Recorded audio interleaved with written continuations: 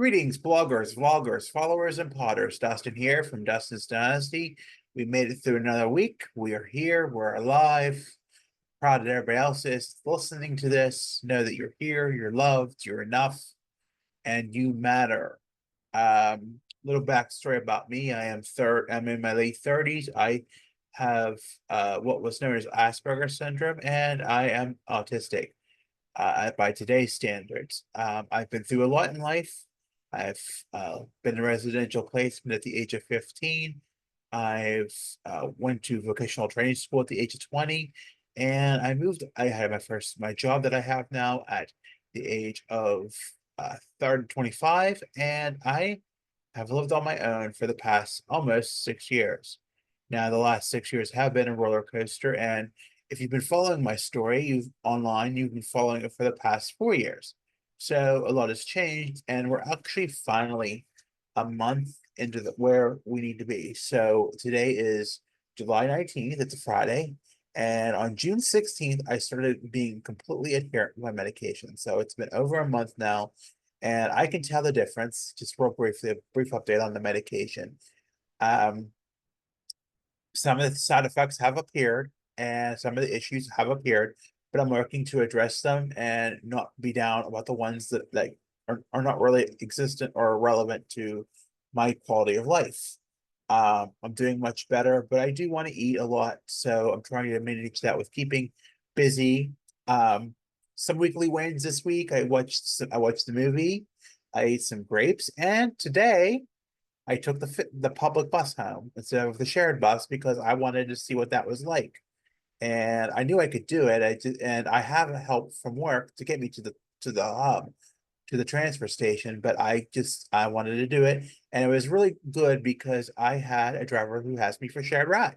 Some days she covers the bus that goes past my house. So it was very nice. I could just give her my fare and say, and it was cheaper. And she goes, "You're going home?" And I said, "Yes." So she stopped right in front of my house and went out. It was there. As you know, for those who've been following my story about my father, he is doing very well in the Veterans Hospital. He is getting the care and help, and we're seeing slow progress every day. If you saw my blog post this morning about progress, I kind of stuck with the words, kind of what the hashtag of my town's mayor said about progress and how that was. So the backdrop here we have today is when he was in his last hospital, and this was in the visitor lounge where we looked out over the horizon. There was better hope, but seeing this blue clear sky behind me, of an American flag and the helipad windsock helped me see, um, what that was, and that there are brighter days ahead, and there are. Today I did struggle a little with my transitioning into the weekend, but we're here and we're doing better. So, what I want to talk about, because I've been really pondering this week, and my catchphrase is embracing the differences. Embrace differences. I use it a lot because I am different and I'm proud to be different. But sometimes within our own little autistic community, especially with adults, it can be who want to advocate and say their piece without filtering their words or thinking before they speak. They don't consider everybody. They don't consider the community as a whole. And I don't like to tread on this very much, but another blogger has said that this had a reel this morning about it that I saw on lunch break about how you have to be kind to everybody, and not everybody is in the same thing. So I have autism. I'm on the spectrum, as they used to say, but autism is not a spectrum. It's everywhere. But where I am doesn't mean where somebody else is.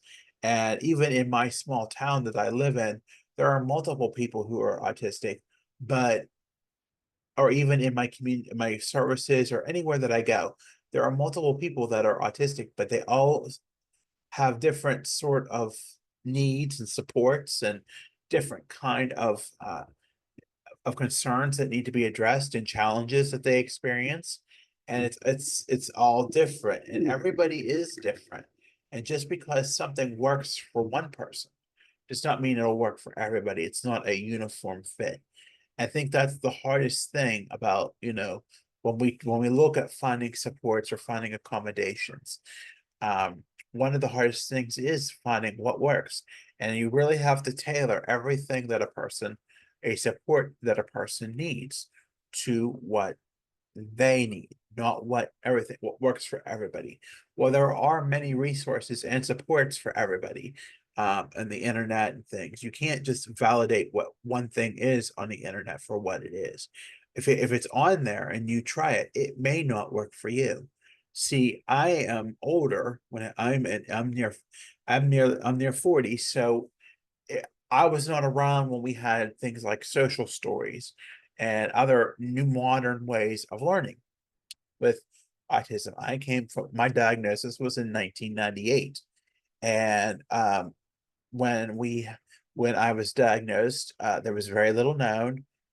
Professionals assigned to my care in home therapies did not know everything to know about what it was, because when they looked at autism in general, not Asperger's as it was by me, they saw things like Rain Man and things where people were more profound and had more complex issues. And that was one thing. But with me, I'm mobile, I can communicate, I can articulate, and even at times, the server system said I was high functioning, even though that's a term that we don't use anymore. So it's kind of like, where do you fall in the line of where do you put yourself in the systems? Because there are in a country like, or in a state, or in a country like the United States, or even in the Commonwealth of Pennsylvania, where do you fall? Do you fall in the developmental part? Do you fall in the mental health part? Because there's also a mental health challenges that I experience, so it's all tailored to everybody. What one person may only be on the developmental disabled ID or intellectual disabled side. One person may be on just mental health and may need to address their mental health needs. And most of their needs can be addressed through the mental health services. Or it's a combination of both, such as myself. And for the longest time, I was unwilling to accept that, well, I am articulate and I can get my words across when I'm able to do that. Um, and I could very well fit into the mental health side of things.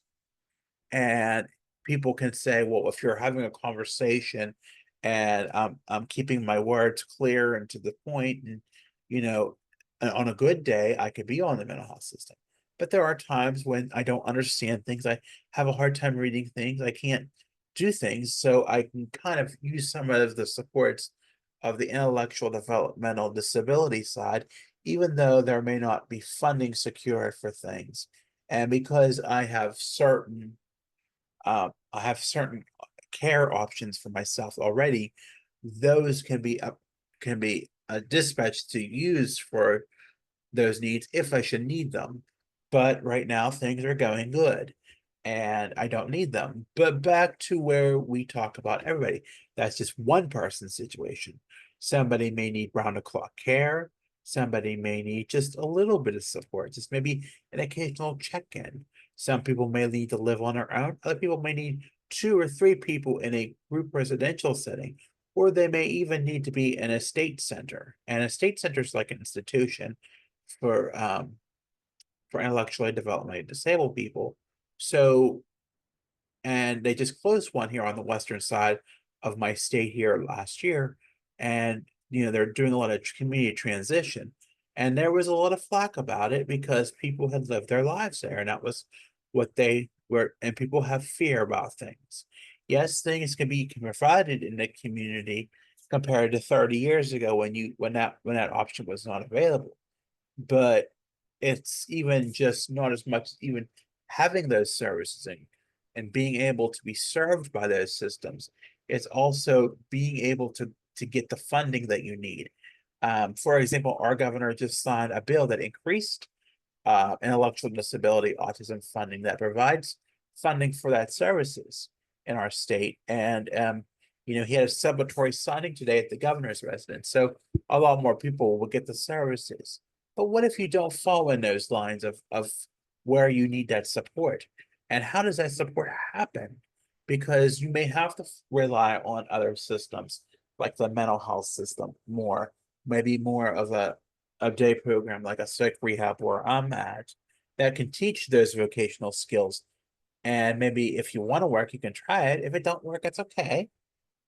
But all honesty, do you, and maybe that doesn't, and it's okay.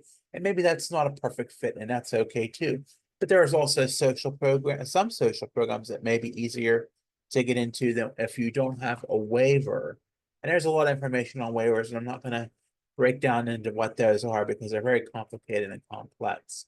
But and in honesty, it's easier to get into a mental health side compared to an intellectual developmental disabled side. And I've been in both worlds. It's very complex, but and there are days when it's better than others. But it's good to always have the services. And I think for me, that was a hard thing to see and to understand that even though there's a lot of paperwork that can be redundant and visits and monitors and things like that. There could be days where I would need that additional support compared to others. And, we're all the same. And we're not just talking, I mean, although I'm autistic, I also have other challenges.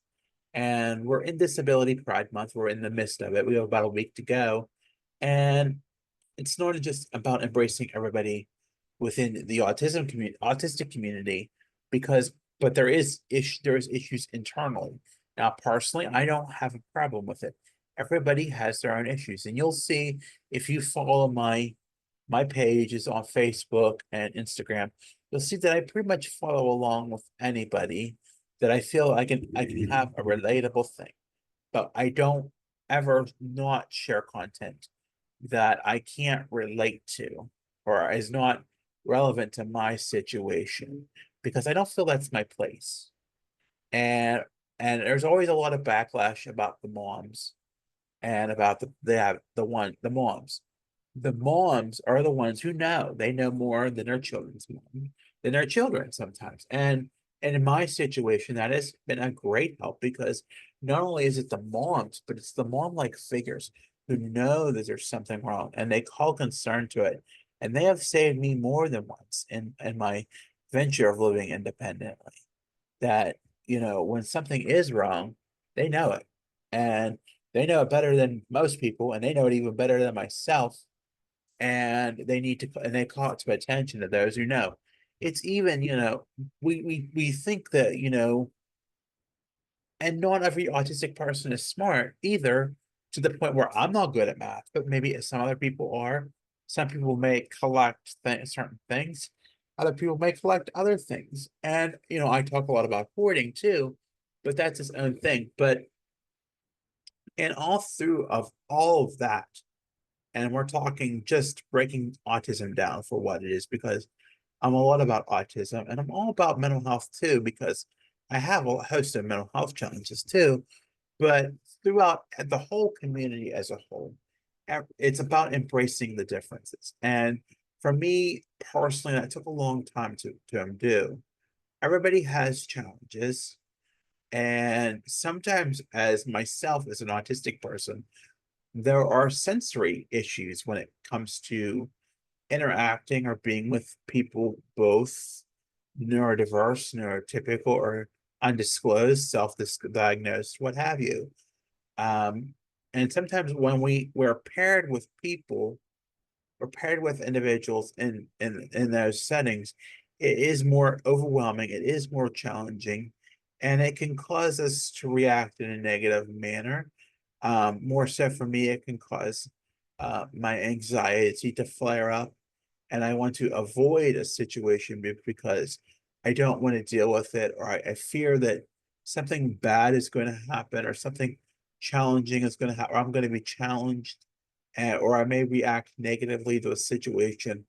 And there was a good bit of time where I did that because I was led to believe that, because that was through other people who had no intent and no right to do so. But because as being autistic, I was easily led. I was easily led into believing these things, and because I was experiencing frustration. I didn't see the whole picture of things. And that's important when you're looking at people with every difference. Again, not only in the autistic community, but all over as a whole. Everybody has a different set of challenges that you may not even know about. That there is completely, it's total. You don't have, and you don't even have to tell it to somebody. Everybody has a challenge. It's their right to share if they want. And even as it's not even if it's visible, if it's invisible.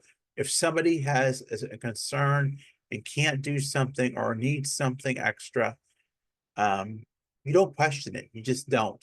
And that's the hard thing. You want to pry, you want to know more, but you want to overshare sometimes, maybe even, but it's not your place, it's not your story, it's not your chance to share. And when people who can't advocate for themselves, um, have people advocating for them and believing that, and the people who are advocating for them can come across as one way, and and the people who can advocate and who believe that people who can't advocate really have something inside of them. It is not the people who don't know the situation to judge it. Judgment is something that is very risky and can be very challenging to endure if you don't know what the situation is. I think there's a lot of judgment passed in the world about people when you see them. Even when you see me, there is. Now, I wouldn't say it's a bad judgment, but there people are a little more extra careful with me and know that I need a little extra TLC or support, and I don't have to disclose that. Sometimes I do, and even if I do, they say they don't need to know that. So that kind of is a nice comfort item to know, and it really helps with developing situations and understanding situations that may be challenging for me. Um, but knowing that I get it sometimes, and sometimes people get me, and that I'm not the same person every day, but I sure as heck work at it. And I also work at embracing differences because that was something that's hard. And when I was coming back around on the not understanding, you don't understand, but sometimes things are overwhelming because if somebody cannot cope with a situation, or there is a personality complex there with somebody else, you want to run there. Sometimes, as myself, having my own challenges, anxiety, fear, wanting to run away from a situation is pretty apparent, and if I don't know how to cope with it in the best way, I'm going to want to avoid it, and I'm going to react in a negative manner that may not be understood by everyone. And in fact, I have to work on that. It's going to take time, but I have to work on it. It's what it is. So, when you see somebody, or you're interacting with somebody, or you're around somebody and you don't understand 100% of who they are, um, you don't understand the 100%, you don't understand totality of who they really are, and you want to question things. It's not your place to question, but if you have challenges coping, and believe me, I have had my challenges in coping, it's important to still work on you and not focus on trying to dive into somebody else's issues, because you may only make their issues worse, and then which in turn could make your issues even more challenging and even more second guessing and anxiety and just things pouring up. That's how it works in me. And I don't know if that works for everybody else, but I'm learning more and more as issues arise. It's not my place to call them out. It's not my place to judge them. And it's not right to run away from them just because I fear them. And anxiety is a real thing. I feel it all the time. I even felt it this evening, but I regrouped and I got back together. And sometimes it takes like that. But I'll tell you what, it was a quick rebound. And I'm extremely grateful for that, because you don't always have a quick and easy rebound. And some people worry about it forever, but it's what you can do in 20 minutes. I saw this on a quote somewhere, and I may have shared it in my Facebook timeline. So if you find me on Facebook at Dustin's Dynasty, I encourage you to jump through my timeline today and look. But like, what can you do in 20 minutes as compared to waiting 20 hours? So if you can get so much done in 20 minutes, which will probably be as much as I do this talk tonight, um, what are you doing just sitting there for 20 hours? And there are times I have sat there for 20 hours. I couldn't stop thinking about things that are bothering or triggering or stressful. And there are things that are bothering, triggering, and stressful for other people. But it's how you handle yourself in that situation. And it's being accepted in that situation and not reacting to others when they react to you. Because that has happened to me too in school. I was in the same classroom in junior high with about 17, on average, about 15 students. And most of them, we were in the same classroom since the third grade. And we knew each other. We had too much of a deep relationship between all of us that we knew each other's stressors and each other's triggers. And we would set each other off in tandem. And it would really make the teacher really work for her money. And really, she did. She did say that to me once. But said to not to me, but my parents. But she did say about working, and she didn't want the stress of working. Um, she tried. She was a really good educator, but she's deceased now. But she was a really good educator.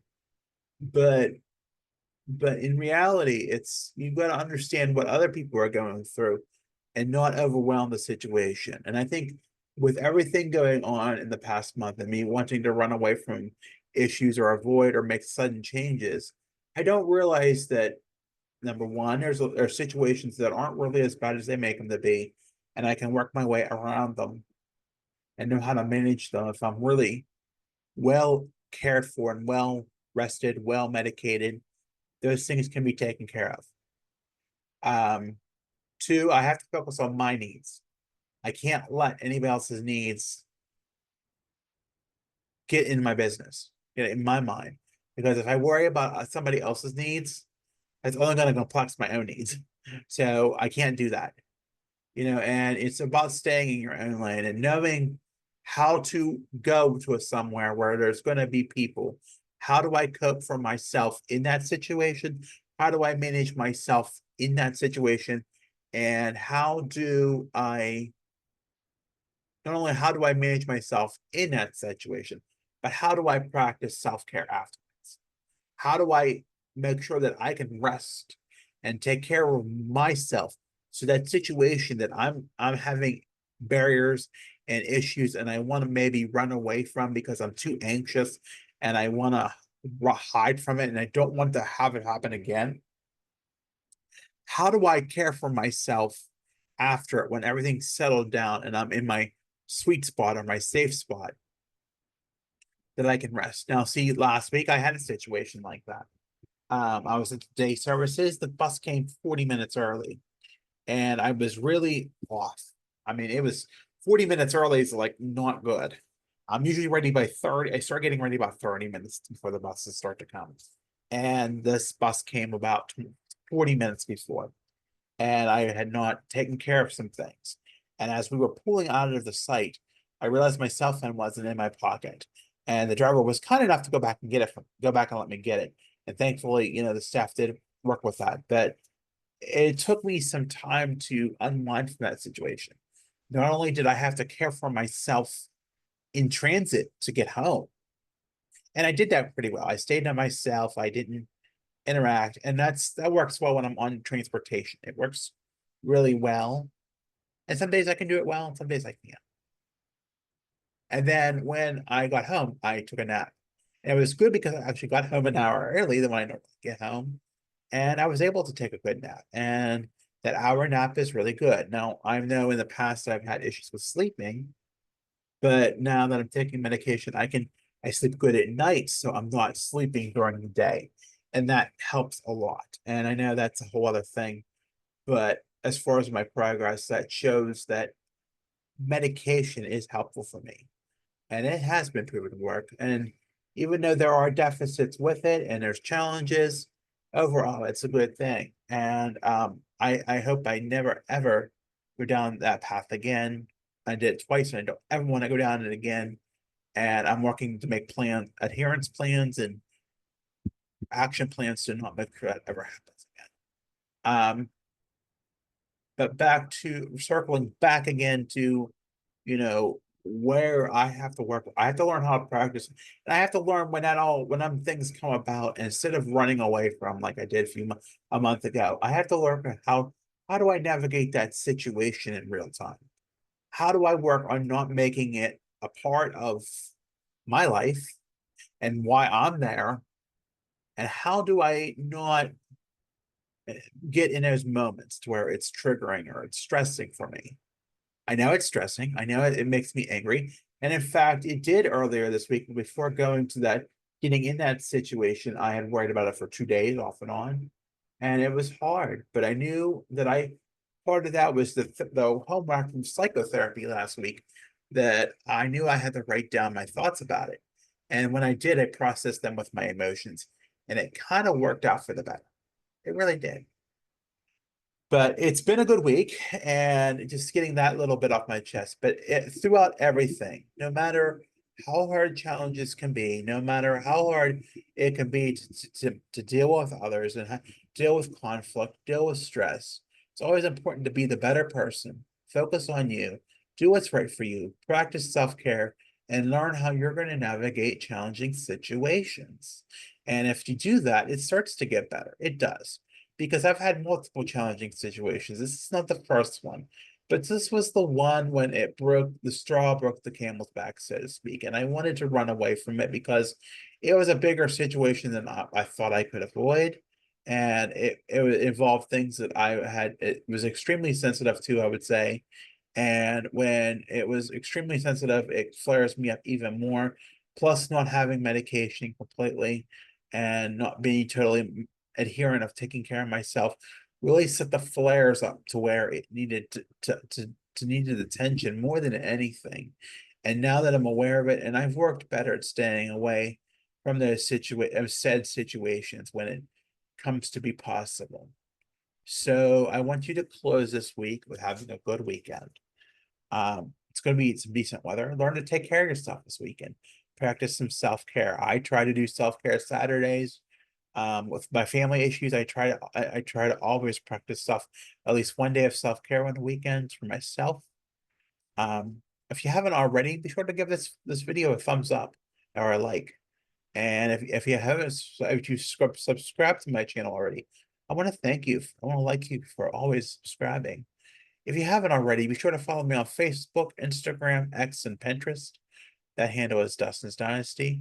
I'm on the web. That website is www.dustinsdynastyusa.com. And I have a link tree with all my links, including this video where you can see it on YouTube, and the podcast streamings that I put, podcast platforms that I play this on. And that handle on Linktree, which Linktree is spelled out linktr.ee/Dustin's Dynasty. Again, I want to thank you for listening. Be sure to take care of yourself this weekend. Stay safe out there. And we'll talk again. Bye for now.